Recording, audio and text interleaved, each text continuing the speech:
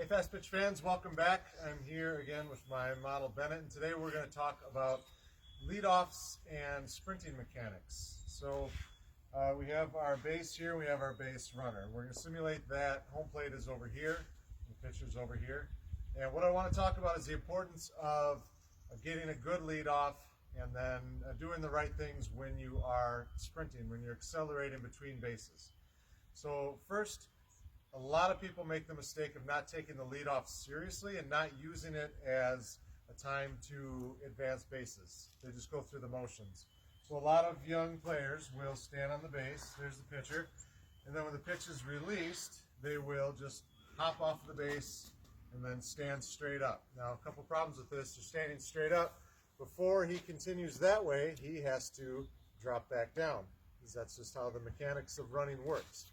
So he's standing up straight. He's not a threat. He's not making anybody think that he's going to advance or steal. He's just standing there going through the motions. So what we want to do is get you in the mindset of every time you lead off, it's to advance to the next base. And we want to make the defense think that too. If on every single one of your leadoffs you can get them to yell going, then you're doing your job. So we're going to show you a few things you can do to improve your leadoffs.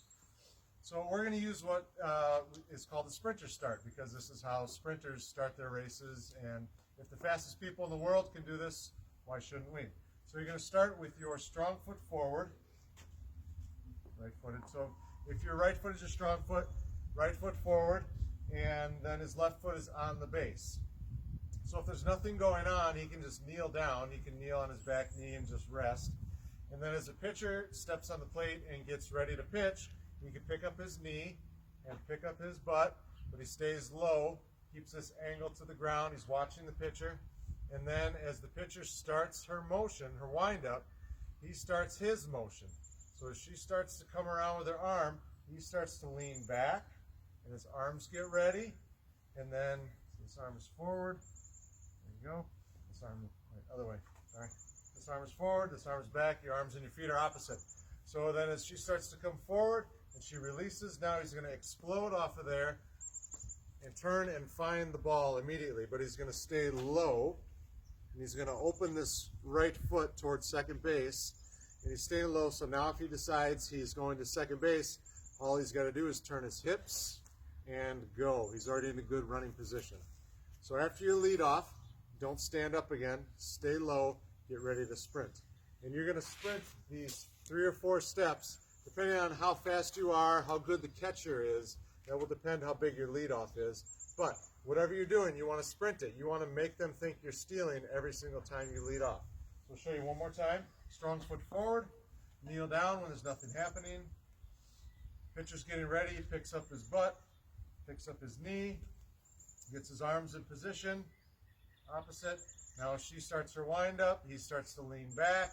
As she comes forward and releases the ball, he explodes off of there. And that was a huge lead. But that's okay. So then he gets his lead and he stays low.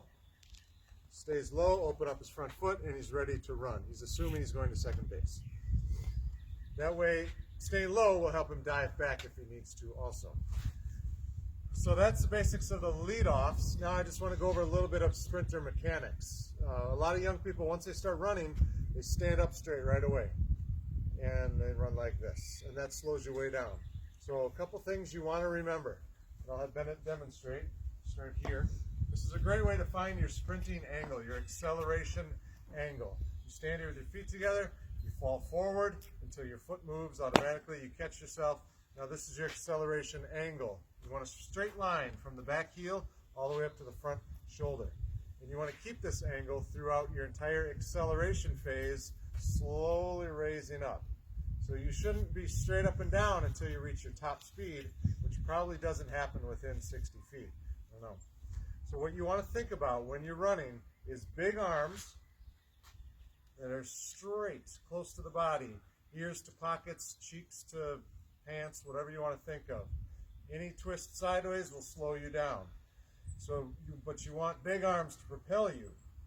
And you also want to think about keeping this angle and then pushing the ground away behind you. You want to think about long ground contact, just like that. Don't worry so much about where you're reaching to, but think about pushing the ground away behind you.